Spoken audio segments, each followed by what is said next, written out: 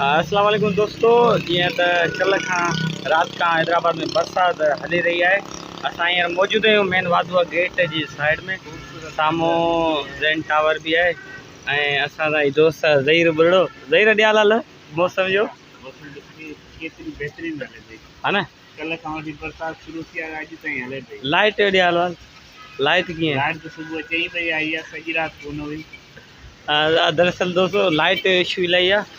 असां हींअर मौजूद आहियूं पंहिंजी ऑफिस ते, तो बारिश जो मज़ो वठी रहिया आहियूं। ज़हीर कॾहिं भई अकेला ज़हीर ईअं न तो जोड़ हिते पुॼे या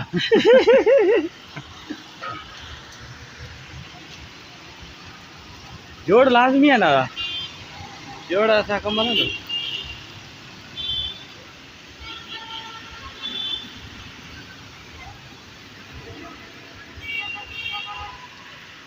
दोस्तों। कल खां ईअं सम्झो 24 कलाक में 12 कलाक असांजे हैदराबाद में बरसात पई आहे।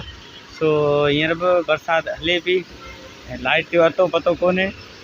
बाक़ी रोड ॾिसो पिया तव्हां, रोडनि ते किथे पाणी कोन्हे ऐं वसा जो सिस्टम ॾाढो हींअर सुठो थी वियो आहे मेयर हैदराबाद काशिफ़ जे तावन सां।